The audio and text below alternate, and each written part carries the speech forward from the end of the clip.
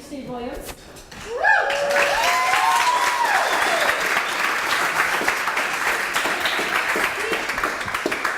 I'm not Steve Williams. John, I have more hair. what are you doing? Well, Steve is actually live tweeting right now at the landing. If you go to his Twitter, thank you. You'll get like some context on the things that we're talking about. So we're seeing these visions of what we want, but Steve's there taking some pictures right now of like what really is, just to give like a real context for the back and forth. So I encourage anyone to look at it now or look at it later. He's taken a lot of hilarious, good pictures. So do I go?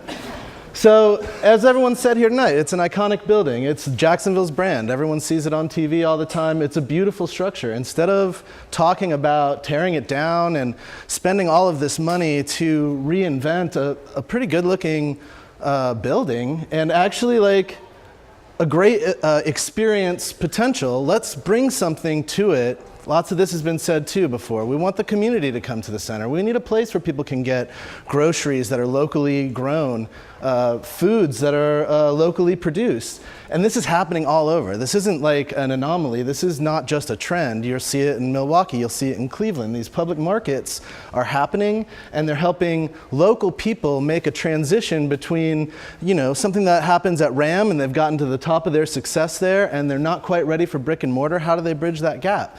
We could create an opportunity like that with the landing if we invested not in tearing it down and rebuilding it, but in just reprogramming it. Give it a new brand. I mean, how many times have the Jaguars branded since the landing opened? And yet we still have that same late 80s, early 90s brand that exists in there. So I think that if we bring people that are local creators and local marketers, bring them into a space that is at the center, at the heart of our town. Bring the heart of our creative community to the heart of our town. It just makes so much sense. If that front part were all just produce and a bakery and butchers and candlestick makers, the whole bit, people would want to come there, even if it's just for lunch to get an apple. And then inside we can have retail incubators. Someone's got a good idea. They're selling a lot of their product. They're not quite ready to make the leap to brick and mortar. They can have a transition opportunity here. And it doesn't have to be charity. It's not giving anything away. We can say, like, there's a money arrangement. You're going to be selling stuff here. We're going to be marketing this place. So make an arrangement. That helps them get into the brick and mortar mentality. And upstairs, we have all of those empty restaurant spaces, and we have restaurateurs trying to save up to get food trucks. Let's help them bridge that gap. Why can't that be a restaurant incubator? And if we're talking about all of these incubators and we're talking about entrepreneurial Jacksonville and the idea of this startup community here, why not put this right at the heart of it? Instead of investing in tearing a hole in the landing, why don't we invest in really smart, solid, long-term programming and then rebranding it? Give it a new vision, because Jacksonville doesn't love it right now. But it wouldn't take much to make Jacksonville love it again. If Jacksonville were invited to the middle of it, if we weren't waiting for Nordstrom's and instead we were putting in Pine Grove, then we would be talking about everybody that loves Pine Grove would know that they have to go here to get this certain meat. All of these vendors have friends and have networks. It creates a destination on its own. And it isn't like a crazy pie in the sky dream. This is really, really happening right now in lots of places all over the country, not just giant markets, not just Chelsea Market and Pike Place. It's happening in Milwaukee and Cleveland. Like, this is something that this community can sustain this. Local vorism is so huge right now. And we should be celebrating the thing that's at the center of our town, the thing that's already iconic. We've already built this concept up where people that don't ever step foot in Jacksonville think of the landing when they think of Jacksonville. So when they get here, let's just give them something amazing. Like, I don't think that we need to reinvent everything. We just need to look at what opportunities we have right here. I mean, there's the threat of it becoming like a flea market, but if you look at a lot of these, These places are being curated. You have somebody programming it. So maybe instead of investing in a whole new design and a whole new rebuild, we invest in somebody that has successfully curated spaces like this in other communities.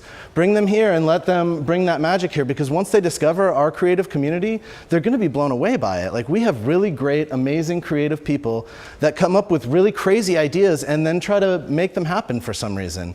And all of that takes a bunch of courage. And all it takes is for a community to invest in those visions a little bit, to realize that that is of a huge value, and make that happen. So in the end, I feel like the landing, this is something that Steve and I talk about all the time. So I keep saying me, but I'm really speaking for both Steve and I, because we talk about this perpetually. We feel like if this space can be activated with the creative culture that exists here and then rebranded, and not just like a new logo, not just like a new name, like a whole new approach to what we celebrate and what we talk about. I mean, if you can imagine RAM happening every single day of the week and being providing real groceries for people downtown. They have an alternative to Winn-Dixie. You know what I mean? They don't have to go to that side of town. It could be right here at the heart. And when you're walking out of your lawyer job in the afternoon and you got to go home and you got to pick up some groceries, you could just walk across the street and do that here. I think to say that we need to knock a hole in the wall and look from the Laura Street, like, to make that a goal, to say like the goal here is to be able to see the river from Laura Street, is not really looking at the problem. I think the real problem is we need to make the Jacksonville Landing a centerpiece of our town, and we need to celebrate that space, and we need to put it to work for us as it stands right now. It's a beautiful place, and the real objective is to make it make money, to make it be a centerpiece of business and entrepreneurship in this town. So if we do this, I think it could work. And Steve's trying to live tweet, but it looks like it's after 8, so he may be getting kicked out. We actually might get a video of him getting arrested at the landing. That'd be hilarious and worthwhile. I can help post bail. Good. We'll put together a Kickstarter. So, thank you so much.